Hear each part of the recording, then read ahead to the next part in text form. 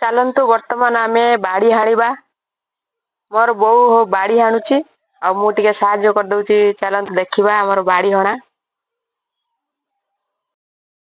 ଦେଖନ୍ତୁ ମୋ ବୋଉ ବାଡି ହାଣୁଛି ବର୍ତ୍ତମାନ ଆଉ ମୁଁ ମୋ ବୋଉକୁ ଟିକେ ସାହାଯ୍ୟ କରିଦେବି। ଚାଲନ୍ତୁ ଦେଖିବା ବାଡି କୋଉ ଭଳି ହାଣୁଛି। ମୁଁ ଟିକେ ପରୀକ୍ଷା କରିବା ମାନେ ଟେଷ୍ଟ କରିବା। ଦେଖିବା ଚାଲନ୍ତୁ କୋଉ ଭଳିଆ ବାଡି ହାଣିବାଟା ହଉଛି।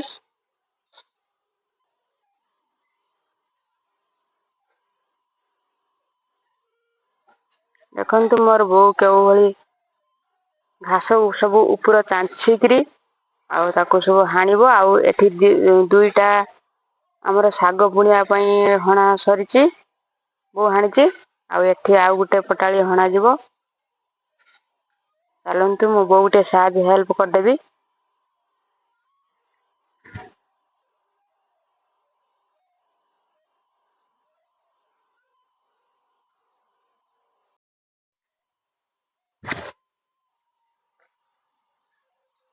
ଦେଖନ୍ତୁ ବର୍ତ୍ତମାନ ବୋଉ ଘାସ ବାଛୁଛି ଆଉ ଏଠି କୁଦାଳ ଟା ରହିଛି ଦେଖନ୍ତୁ।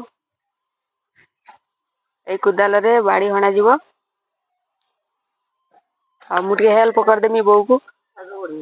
ଶାଗ ବୁଣିବା ପାଇଁ ଆମର ବାଡି ହଣାଯିବ। ଆଉ ଏଠି ଗଇଁଚି ରହିଛି ଗଇଁଚିରେ ମଧ୍ୟ ହଣାଯିବ। ଏଠି ଏ ଦୁଇଟା ପଟାଳି ହଣା ସରିଛି ଆଉ ଏଠି ଗୋଟେ ପଟାଳି ହଣାଯିବ। ଚାଲନ୍ତୁ ବୋଉକୁ ଟିକେ ହେଲ୍ପ କରିଦଉଛି।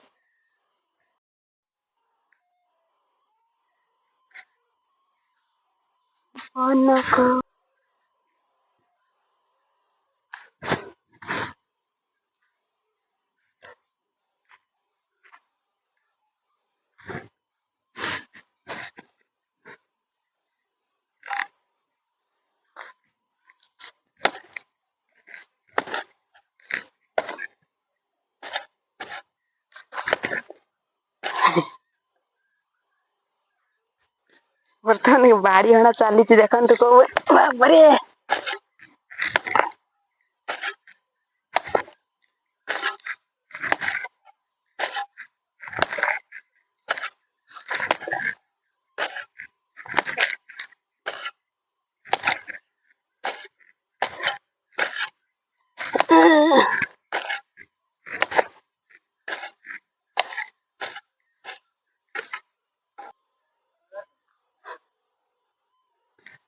କମ୍ବର ବନ୍ଧା କମ୍ବର ବନ୍ଧା ଯିବ ବର୍ତ୍ତମାନ ଆମର ଗାମୁଛା। କାହିଁକି ନା ନଈ କମ୍ବଳ ଟା ବଥା କରିବ ସେଇଥିପାଇଁ ବନ୍ଧା ଯିବ।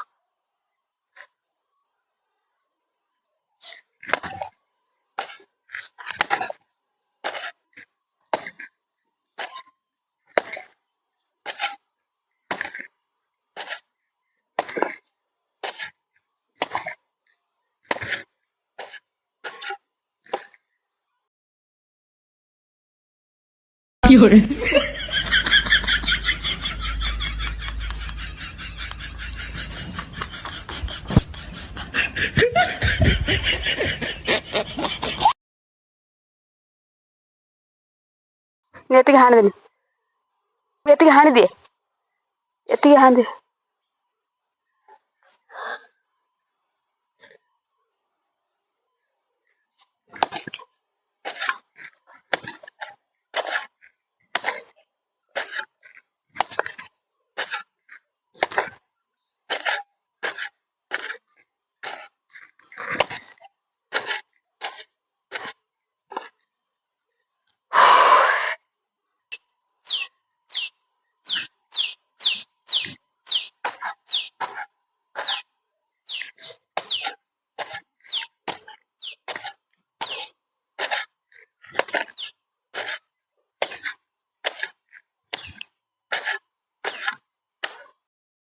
ଦେଖନ୍ତୁ ହାଣି ସାରିଲା ପରେ ଆମେ ତାକୁ ପୁଣି ସମାନ କରିନବା।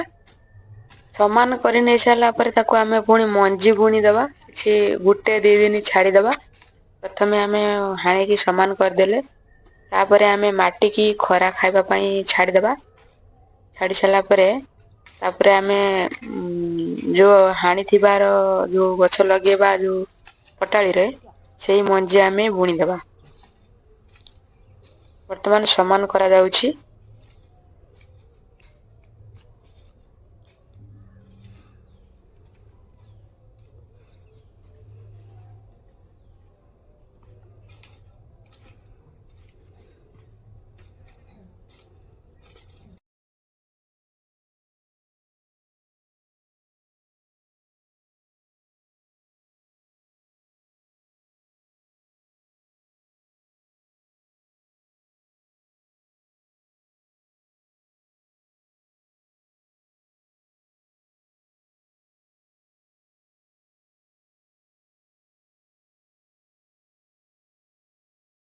ସବୁ ମାଟିକି ସମାନ କରି ସାରିଲା ପରେ ଆମେ 1-2 ଦିନ ଛାଡିଦବା। ମାଟି ବର୍ତ୍ତମାନ ଓଦା ଅଛି, ଶୁଖି ଯିବା ପାଇଁ ମାଟି ଛାଡିଦବା। ତାପରେ ଆମେ ମାଟିରେ ଆମେ ମଞ୍ଜି ବୁଣିଦବା। ଚାଲନ୍ତୁ ଦେଖିବା କି ମଞ୍ଜି ସବୁ ରହିଛି ବୁଣିବା ପାଇଁ। ଦେଖନ୍ତୁ ଶାଗ ମଞ୍ଜି ରହିଛି ବୁଣିବା ପାଇଁ, ଆମେ ଶାଗ ମଞ୍ଜି ବୁଣିଦବା। ବର୍ତ୍ତମାନ 1-2 ଦିନ ହେଇ ସାରିଲାଣି, ଆଉ ମୁଁ ଶାଗ ବୁଣିଦେବି। ଏ ବ୍ଲଗଟି ବନେଇବା ପାଇଁ ମତେ 15 ଦିନ ପାଖାପାଖି ଲାଗି ଯାଇଛି। ଆଉ 2 ଦିନ ଛାଡିଦେଲୁ ଆମେ, ମାଟି ଶୁଖି ଯାଇଛି। ଆଉ ବର୍ତ୍ତମାନ ଆମେ ଶାଗ ବୁଣିଦେବୁ। ଦେଖନ୍ତୁ ମାଟି ଶୁଖିକି କୋଉ ଭଳି ରହିଛି। ତାପରେ ମଞ୍ଜି ବୁଣିଦେବା। ଚାଲନ୍ତୁ ମଞ୍ଜି ବୁଣି ଦେଲେ, ମଞ୍ଜି ବୁଣି ସାରିଲା ପରେ ତାକୁ ମାଟିଟାକୁ ଖୁସେଇଦବା ଆଉ ଥରେ।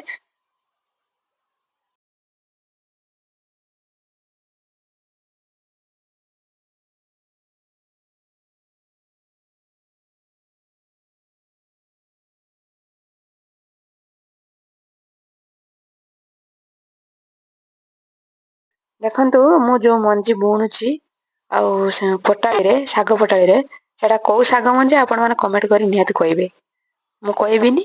ଆଉ ଆପଣ ମାନଙ୍କୁ ନେକ୍ସଟ ଭିଡିଓରେ ଦେଖେଇବି କୋଉ ମଞ୍ଜି ପକା ଯାଉଛି ଆଉ କୋଉ ଶାଗ ହେଲା। ଆପଣ ମାନଙ୍କୁ ଦେଖେଇବି ନେକ୍ସଟ ଭିଡିଓରେ। ଆପଣ ନିହାତି ଗୋଟେ ସବସ୍କ୍ରାଇବ କରିକି ରଖିଥିବେ। ମୋର ଭିଡିଓ ନୋଟିଫିକେସନ ଆପଣଙ୍କ ପାଖରେ ପହଞ୍ଚିଯିବ। ଆଉ ଚାଲନ୍ତୁ ଆଗକୁ ଯିବା, କଣ ସବୁ ହଉଛି। ଦେଖନ୍ତୁ ମଞ୍ଜି ବୁଣି ସାରିଲା ପରେ ମାଟି ଟାକୁ ଖସେଇ ଦେଲେ, ଆଉ ଟିକେ ଖୁସେଇ ଦେଲେ, ଖୁସିଲା ପରେ ଆମେ ପୁଣି ପାଣି ଟିକେ ଛିଞ୍ଚିଦବା। ମଞ୍ଜି ଭେଦିବା ପାଇଁ ଆଉ ପାଣି ଟିକେ ଛିଞ୍ଚିବା। ବୋଉ ମତେ କହିଲା ହେଲ୍ପ କରିବା ପାଇଁ, ମୁଁ ତାକୁ ଟିକେ ହେଲ୍ପ କରିଦଉଛି। ଆଉ ସେ ଏକା ପାରିବନି ବୋଲି ମତେ କହିଲା ଟିକେ କିଛି କରିଦେ।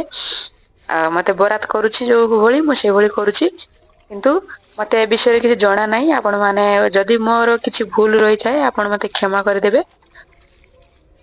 ଆଉ ମତେ ଯୋଉ ଭଳି ବରାଦ କରୁଛି ମୁଁ ସେଇଭଳି କରୁଛି। ଆଉ ପାଣି ଟିକେ ଉପରେ ଛିଞ୍ଚି ଦେଲେ ମଞ୍ଜି ଭେଦିବା ପାଇଁ ମଞ୍ଜି ଭେଦିବ, ତାପରେ ମଞ୍ଜି ଫାଟିକିରି ଗଜା ବାହାରିବ। ଆପଣ ମାନଙ୍କୁ ଦେଖେଇବି 2-3 ଦିନ ପରେ। ବର୍ତ୍ତମାନ 2-3 ଦିନ ହେଇ ସାରିଲାଣି, ଆଉ ମୁଁ ଦେଖେଇବି। ଆପଣ ମାନେ ଦେଖନ୍ତୁ ଏଇ ମଞ୍ଜି ସବୁ ଟିକେ ଟିକେ ଗଜା କାଢିଛି। ଦେଖନ୍ତୁ ମୁଁ ବହୁତ ଜୁମ କରିକି ଆପଣ ମାନଙ୍କୁ ଦେଖଉଛି। ଦେଖନ୍ତୁ କୋଉଭଳି ଭାବରେ ମଞ୍ଜି ଟିକେ ଟିକେ ପତ୍ର କାଢିଛି, ଆଉ ଗୋଟେ ଗୋଟେ ଗଜା କାଢିଛି। ଦେଖନ୍ତୁ ବର୍ତ୍ତମାନ ଆମେ କୋବି ତଳା ଦେଖଉଛୁ, ଆଉ କୋବି ପୁଆ ଲଗାଯିବ। ମନ୍ଦା ବର୍ତ୍ତମାନ କରାଯିବ। ଚାଲନ୍ତୁ, ବୋଉ କହିଲା ମତେ ଆଉ ଟିକେ ଟିକେ ମନ୍ଦା କରିଦେଇତେ, ଆଉ ମୁଁ ମନ୍ଦା କରିଦେବି। ମନ୍ଦା କରି ସାରିଲା ପରେ କୋବି ତଳାରୁ ପୁଆ ଉପାଡି ତାକୁ ଗୋଟେ ଗୋଟେ ମନ୍ଦା ଉପରେ ଲଗାଯିବ। ଚାଲନ୍ତୁ ଯିବା ଆଗକୁ। କୋଉ ଭଳି ଭାବରେ ଆମର ଲଗା ଯାଉଛି କୋବି ପୁଆ, ଦେଖେଇବି ଆପଣ ମାନଙ୍କୁ।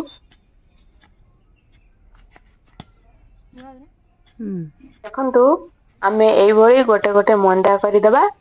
ମନ୍ଦା କରିଦେଲା ପରେ ପୁଣି ଆମେ ଯୋଉ ଆମେ ତଳା ପକେଇଥିଲେ, ଆମର ଯୋଉ କୋବି ତଳା ସେଥିରୁ ଉପାଡିକି ତ ଆମେ ରଖିଛନ୍ତି। ଆଉ ତାପରେ ଆମେ ସେ ପୁଆକୁ ଆଣିକି ଆମେ ପୁଣି ମନ୍ଦାରେ ସବୁ ଗୋଟେ ଗୋଟେ କରି ସବୁ ପକେଇଦବା। ବର୍ତ୍ତମାନ ମୁଁ ଭିଡିଓ ଟା ଟିକେ ସ୍ପିଡ କରିଦେଇଛି, ଭିଡିଓ ଲମ୍ବା ଅଛି। ତେଣୁକରି ଆପଣ ମାନେ ଦେଖନ୍ତୁ। ଆଉ ମନ୍ଦା ଟା ଆମର ବର୍ତ୍ତମାନ ଟିକେ ଲେଟ୍ ହଉଛି, ସେଥିପାଇଁ ସ୍ପିଡ କରିଦେଇଛି ଭିଡିଓ।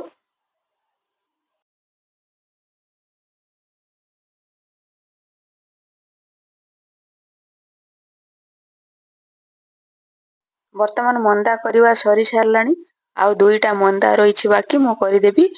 କରିସାରିଲା ପରେ ମନ୍ଦା ତାପରେ ପୁଆ ଉପାଡିବା କୋବି ତଳାରେ ଆମେ ଦୋକାନରେ ମଞ୍ଜି କିଣିକି ଆଣି ତଳା ପକେଇଥିଲୁ। ଆଉ ଦେଖନ୍ତୁ ଗଛ କୋଉ ଭଳି ହେଇଛି। ଆମେ କିଣିବା ପାଇଁ ହେଲେ ବହୁତ ପଇସା ଦରକାର, ଆଉ କିଛି କମ ପଇସା ପଡିଲା। ମଞ୍ଜି କିଛି କିଣି ଆଣିଲୁ। ଆଣିଲା ପରେ ତଳାରୁ ପୁଆ ହେଇସାରିଛି ଆଉ ଉପାଡ଼ି ତାକୁ ମନ୍ଦା କରିକି ଲଗେଇଦେବୁ। ବର୍ତ୍ତମାନ ଦେଖନ୍ତୁ ପୁଆ କୋଉଭଳି ଭାବରେ ଆମର ଉପଡ଼ା ଚାଲିଛି ଆଉ ମନ୍ଦାରେ ପକେଇବୁ। ବର୍ତ୍ତମାନ ପାଣି ଦେଇକି ଆଗର ତାପରେ ପୁଆ ପକେଇମୁ। ପୁଆ ପକେଇ ସାରିଲା ପରେ ଆମେ ତାକୁ ଲଗେଇଦବା ଗୋଟେ ଗୋଟେ କରିକି। ଚାଲନ୍ତୁ ବର୍ତ୍ତମାନ ଯିବା ଆମେ ଯେତିକି ମନ୍ଦା କରିଥିଲେ ତା ଦେହରେ ପାଣି ଦେଇଦବା ଚାଲନ୍ତୁ।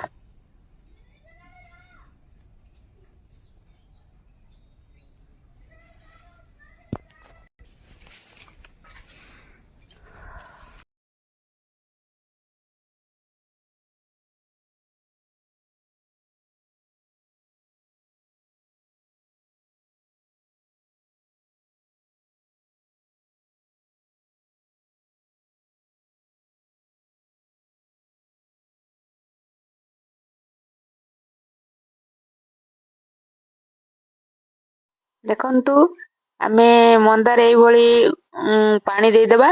ପାଣି ଦେଇ ସାରିଲା ପରେ ଆମେ ସବୁ ମନ୍ଦାରେ ଏଇଭଳି ପାଣି ଦେବା। ପାଣି ଦେଇ ସାରିଲା ପରେ ଆମେ କଣ କରିବା, ଯୋଉ ଆଗରୁ ଯୋଉ ପୁଆ ଉପାଡ଼ି ରଖିଥିଲେ ପ୍ରଥମେ ତାକୁ ଆମେ ଗୋଟେ ଗୋଟେ କରିକି ସବୁ ମନ୍ଦାରେ ପକେଇଦବା। ପାଣି ଦବା ବର୍ତ୍ତମାନ ସରିଯାଇଛି। ମନ୍ଦାରେ ଯୋଉ ରଖିଥିଲି ଆମର ପୁଆ ତାକୁ ଆଣିକି ଗୋଟେ ଗୋଟେ କରି ପକେଇଦବା। ଦେଖନ୍ତୁ ଆମର ପାଣି ଦବା ସରିଯାଇଛି। ଆଉ ପୁଆ ବର୍ତ୍ତମାନ ମୁଁ ନେଲି। ନେଲା ପରେ ତାକୁ ଦେଖନ୍ତୁ ପ୍ରଥମେ ଆମେ ପୁଆ ମନ୍ଦାରେ ପକେଇଲେ ତାକୁ ଭଗବାନଙ୍କୁ ସ୍ମରଣ କରି ଆଉ ମନ୍ଦାରେ ପୁଆ ପକେଇବା। ଚାଲନ୍ତୁ ଏଇଭଳି ସବୁ ମନ୍ଦାରେ ଗୋଟେ ଗୋଟେ କରି ସବୁ ପକେଇଦବା।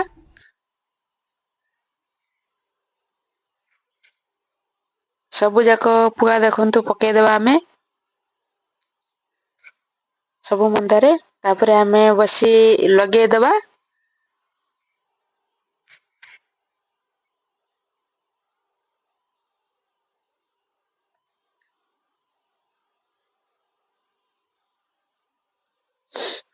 ସବୁ ସବୁ ପୁଆ ଦେଖନ୍ତୁ ସବୁ ମନ୍ଦାରେ କୋଉ ଭଳି ଆମେ ପକଉଛନ୍ତି। ସବୁ ପକେଇ ସାରିଲା ପରେ ଆମେ ବସିକି ଗୋଟେ ଗୋଟେ ଲଗେଇଦବା। ବର୍ତ୍ତମାନ ଆମର ସନ୍ଧ୍ୟା ହେଇ ଆସିଲାଣି। ଆଉ ଆମେ ପୁଆ ସବୁ ଲଗେଇ ସାରିକି ଯିବୁ ସନ୍ଧ୍ୟା ପକେଇବା ପାଇଁ। ଆଜି ଟାଇମ ତ ହବନି ଆପଣଙ୍କୁ ବେଶୀ କିଛି ଦେଖେଇବା ପାଇଁ। ଆଉ ମତେ ଏଇ ଭିଡିଓ ଟା ବନେଇବା ପାଇଁ ପ୍ରାୟ 15 ଦିନ ପାଖାପାଖି ଲାଗି ଯାଇଛି। ଆଉ ଆପଣ ମାନଙ୍କୁ ସବୁ ଏ ଭିଡିଓରେ ଦେଖଉଛି। ମୁଁ କଣ 15 ଦିନର ଆମର ପୁଆ ଗଛ ଲଗା ଯାଉଛି ଆଉ ମନ୍ଦା କରାଯାଉଛି। ଆଉ ଦେଖନ୍ତୁ ବର୍ତ୍ତମାନ ଆମେ ପୁଆ ଲଗଉଛୁ କୋଉ ଭଳି ଭାବରେ।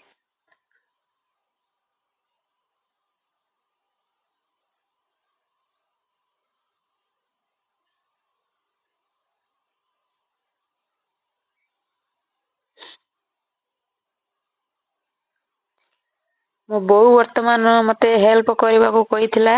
ଆଉ ପୁଆ ଲଗେଇବା ପାଇଁ ଆଉ ସେ ଲଗେଇ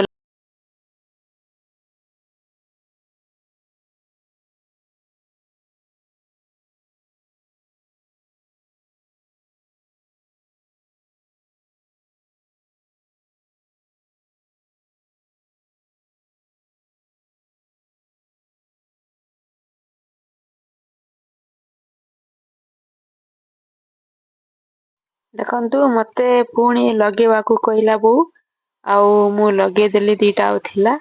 ତାପରେ ଲଗେଇ ସାରିଲା ପରେ ତାକୁ ଟିକେ ଟିକେ ପାଣି ଆମେ ଦେଇଦବା। ପାଣି ଦେଇ ସାରିଲା ପରେ ସେ ଗଛ ଲାଗିବ। ତାପରେ 2-4 ଦିନ ଲାଗିବ ତାର ଚେର ଲାଗିବା ପାଇଁ। ଆଉ ବର୍ତ୍ତମାନ ସନ୍ଧ୍ୟା ହେଇ ସାରିଲାଣି। ଆମେ ବର୍ତ୍ତମାନ ଦେଖନ୍ତୁ ଶାଗ ତଳା ଆମର ଶୁଖି ଯାଇଛି। ଆଉ ପାଣି ଦେଇଦବା ବର୍ତ୍ତମାନ ଶାଗ ତଳାରେ। ଆଉ ଶାଗ ତ ହେଇ ଆସିଲାଣି। ଟିକେ ଟିକେ ଆମର ଗଛ ହେଇ ଆସିଲାଣି। ଆଉ ତାପରେ ଆମେ ଶାଗ ତଳାରେ ବାଲ୍ଟିର ପାଣି ମୁଡି ନେଇ ଆସିଲେ ଶାଗ ତଳାରେ ଦବା ପାଇଁ। ଶାଗ ବୋଉ ମତେ ବରାଦ କଲା। ଆଉ ମୁଁ ଶାଗ ତଳାର ପାଣି ଦେଇ ଦଉଛି। ତାପରେ ଶାଗ ଟିକେ ଟିକେ ବଡ ବଡ ହେଇଯିବ ପାଣି ଦେଇଦେଲେ ଗଛ।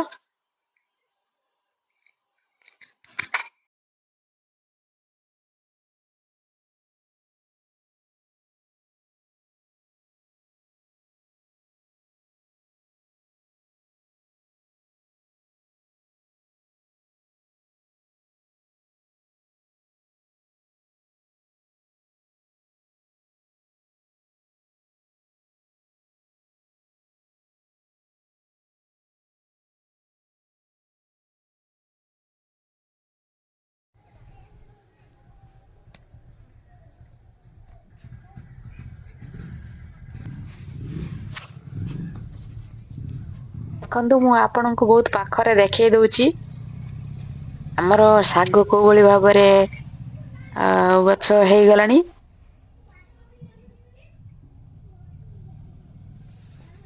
ଦେଖନ୍ତୁ ଏ ଥିଲା ଆମର ଶାଗ ଗଛ ମଞ୍ଜି ଯୋଉ ବୁଣିଥିଲୁ। ଆଉ 7-8 ଦିନ ପରେ ଆପଣ ମାନଙ୍କୁ ଦେଖଉଛି।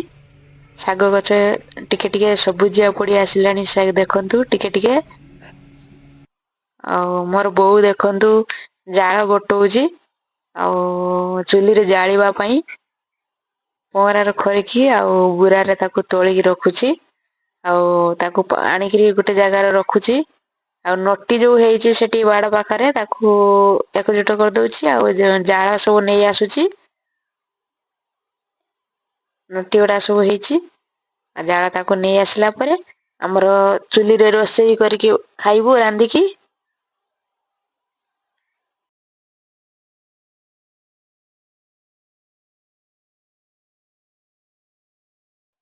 ଦେଖନ୍ତୁ ଗଛ ମାଳା ଭିତରେ ମୋ ବୋଉ ପତ୍ରୀ ନେଇକି ଆସୁଛି ଆମର ଘର ପଛପଟେ ଯୋଉ ଆମର ଗୋଟେ ବାଡି ଅଛି ସେଠୁ ନେଇକି ଆସୁଛି ଜାଳ ଆଉ ସନ୍ଧ୍ୟା ହେଇଗଲାଣି। ଆଉ ଆମର ରୋଷେଇ ବାସ ସବୁ ହବ ରାତିରେ ଚୁଲିରେ। ବର୍ତ୍ତମାନ ତ ଶୀତ ଦିନ ଚାଲିଛି ଆଉ ଥଣ୍ଡା ସମୟ। ପାଣି କିଛି ଟିଅଲରୁ ମୋଡି ଆଉ ତାକୁ ନେଇ ଆସିକି ତାକୁ ରଖିଦବୁ କିଛି ଷ୍ଟକ୍ କରିକି। ପାଣି ରାତିରେ କିଛି ଦରକାର ହବ ଆମର।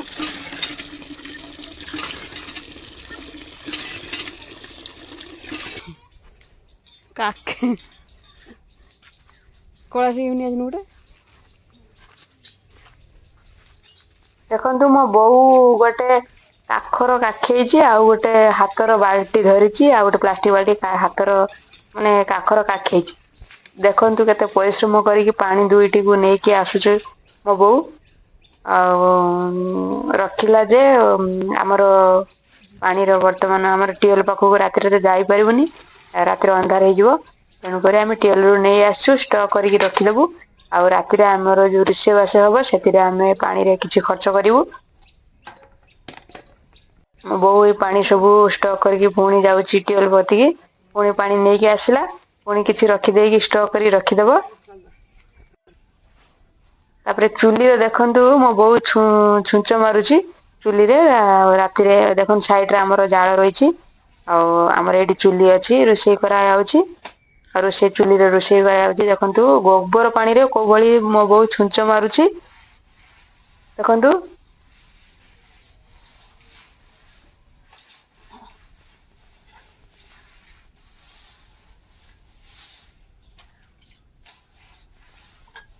ଦେଖନ୍ତୁ ଗୋବର ପାଣିରେ ଛୁଞ୍ଚ ମାରି ମାରି କେତେ ବାଟ ପର୍ଯ୍ୟନ୍ତ ମୋ ବୋଉ ଆସୁଛି। ଆଉ ଏସବୁ ଆମର ମାଟି ରହିଛି। ଆଉ ତାକୁ ଛୁଞ୍ଚ ମରା ଯାଉଛି। ଗୋବର ପାଣିରେ ଛୁଞ୍ଚ ମାରିଲେ ବହୁତ ଶୁଭ ମନା ଯାଉଛି ଆଉ ବହୁତ ପବିତ୍ର ମଧ୍ୟ ମନା ଯାଉଛି। ତେଣୁକରି ଆମର ଗୋବର ପାଣିରେ ଛୁଞ୍ଚ ମାରୁଛୁ। ଆପଣ ମାନେ କମେଣ୍ଟରେ କହିବେ ଗୋବର ପାଣିରେ ଛୁଞ୍ଚ ମାରିଲେ ଶୁଭ କି ଅଶୁଭ। ନିହାତି କମେଣ୍ଟରେ କହିବେ। ଆଉ ଚାଲନ୍ତୁ ଦେଖିବା ବର୍ତ୍ତମାନ ଆମର ବୋଉ ଏଠି କଣ କରୁଛି। କଣ କରୁଛି ଦେଖିବା ଚାଲନ୍ତୁ। ବର୍ତ୍ତମାନ ବୋଉ ଅନେଇଛି ଆଉ ବର୍ତ୍ତମାନ ବୋଉ ବାଡିର ହାଣିକିରି ସମାନ କରୁଛି ଦେଖନ୍ତୁ। ଆଉ ମୁଁ କ୍ୟାମେରା ଦେଖଉଛି।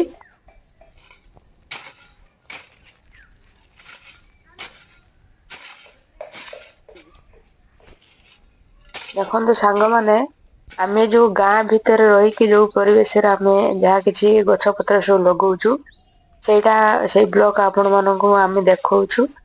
ଆଉ ମାଟି ମାନେ ହାଣିକିରି କୋଉଳି ଗଛ ଲଗଉଛୁ ସେଇ ବ୍ଲକ ଟା ଦେଖଉଛୁ ଆମେ ଘର ଭିତରେ ଆମର ଯୋଉ ଶାଗ ବୁଣିବା ଆଉ ଅନ୍ୟାନ୍ୟ ଗଛ ସବୁ ଲଗେଇବା। ମୋ ବୋଉ ଲଗଉଛି ମୁଁ ସେଇଆଡେ ଦେଖଉଛି ଆପଣ ମାନଙ୍କୁ। ଆଉ ଚାଲନ୍ତୁ ବର୍ତ୍ତମାନ ସନ୍ଧ୍ୟା ହେଇସାରିଲାଣି ଆମର ସବୁ କାମ ସାରିକି ଆସି ପିଠା ଭୋଗ କଲାଣି କିଛି ଖାଇବା ପାଇଁ ଆଉ ବୋଉ ପିଠା କରୁଛି ଚାଲନ୍ତୁ ଦେଖିବା ବର୍ତ୍ତମାନ ଚାଉଳ ଜନ୍ତା ଚକୁଳି ପିଠା ହଉଛି। ବର୍ତ୍ତମାନ ଦେଖନ୍ତୁ ଆପଣ ମାନେ ପିଠାଟି କେତେ ସୁନ୍ଦର ଭାବରେ ହୋଇଛି। ପିଠାଟି ବହୁତ ସୁନ୍ଦର ଭାବରେ ନଉଟା ବି ଗଲା। ଆଉ ଗୋଟେ ସାଇଡ ହେଇସାରିଛି ଆଉ ଗୋଟେ ସାଇଡ ହେଇଯିବ ତାପରେ ପିଠା ଆମେ ଖାଇବା। ବର୍ତ୍ତମାନ ତା ପରଦିନ ଆସିକି ପହଞ୍ଚିଗଲା। ଆଉ ଆମେ ଗଛରେ ପାଣି ମଡେଇବୁ। ଦେଖନ୍ତୁ ଗଛ ଉଠି ସାରିଲାଣି। ଦେଖନ୍ତୁ ବହୁତ ସୁନ୍ଦର ହେଇ ସାରିଲାଣି ଗଛ। ସବୁଜ ସବୁଜ ଶାଗ ଦେଖା ଯାଉଛି ଦେଖନ୍ତୁ। ଆଉ ସବୁ ଅନ୍ୟାନ୍ୟ ଗଛରେ ସବୁ ପାଣି ମଡେଇଦବା। ବହୁତ ପାଣି ଖାଉଛି। ଆଉ ମାଟି ଶୁଖି ଯାଇଛି ପୁରା ପାଣି ଖାଉଛି ବହୁତ। Welcome to my YouTube channel. ଆଶା କରୁଛି ଆପଣ ମାନେ ଭଲରେ ଥିବେ ମୁଁ ମଧ୍ୟ ଭଲରେ ଅଛି। ଆଉ ଜଗନ୍ନାଥଙ୍କ ଦୟାରୁ ସମସ୍ତେ ଭଲରେ ରୁହନ୍ତୁ। ଆଜି ଯୋଉ ବ୍ଲଗ ଟି ତିଆରି କରିଛି ଖାସ ଆପଣ ମାନଙ୍କ ପାଇଁ। ଚାଲନ୍ତୁ ଆଜି ଯିବା ବ୍ଲଗ ଟି ତ ଆପଣ ମାନଙ୍କୁ ଦେଖେଇ ସାରିଲିଣି। ଆଉ କିଛି ବାକି ରହିଛି। ଆମର ଘରର ଯୋଉ ପରିବା ଲଗା ଯାଉଛି ସେଇ ବ୍ଲଗ ଦେଖଉଛି ଆପଣ ମାନଙ୍କୁ। ବୋଉ ବର୍ତ୍ତମାନ ଆଉ କିଛି ଦିନ ପରେ ଆପଣ ମାନଙ୍କୁ ଦେଖଉଛି ଆମର ଗଛ ବଡ ବଡ ହେଇ ସାରିଲାଣି। ତାପରେ ବୋଉ ପାଣି ଦଉଛି ଦେଖନ୍ତୁ ଗଛରେ। ଆଉ ନେକ୍ସଟ ବ୍ଲଗରେ ଆପଣ ମାନଙ୍କୁ ଦେଖେଇବି। ଆ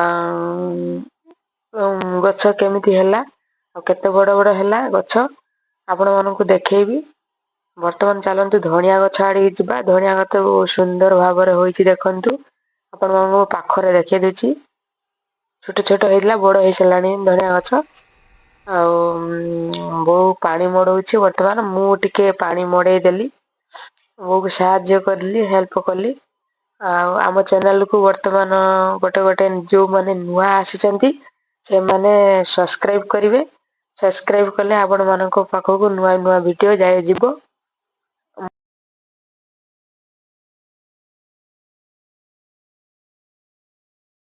ବୋଉ ପାଣି ମଡଉଥିଲା। ଆଉ ମୁଁ ଯାଇକି ସେଠି ଟିକେ ପାଣି ଦେଖେଇ ଦଉଛି ଗଛକୁ ଦେଖନ୍ତୁ ଆପଣ ମାନେ। ବହୁତ ସୁନ୍ଦର ଭାବରେ ପାଣି ମତେ ଭଲ ଲାଗୁଛି ପାଣି ଦବା ପାଇଁ। ଆଉ ମୁଁ ସେଠି ପାଣି ମଧ୍ୟ ଦେଇ ଦଉଛି ଭୀମ ସେ ଗଛରେ ଦେଖନ୍ତୁ ପାଣି ଦଉଛି ବର୍ତ୍ତମାନ। ଆଉ ଆମର କଦଳୀ ଗଛ ରହିଛି ସେଠି ଟିକେ ପାଣି ଦିଆ ହେଇଯାଉଛି। ଆଉ ଟିକେ କୋବି ଗଛ ଆଉ ସେଠି ରହିଛି ଆମର ସବୁ ପ୍ରକାର ଗଛ ରହିଛି ଆମର ସେଠି ପାଣି ଦିଆଯାଉଛି ଭିଡିଓଟି ଆମେ ଶେଷ କରି ଆସୁଛୁ ଭିଡିଓଟି। ଆଉ ଗୋଟେ ଗୋଟେ ନିହାତି ସବସ୍କ୍ରାଇବ କରିବେ।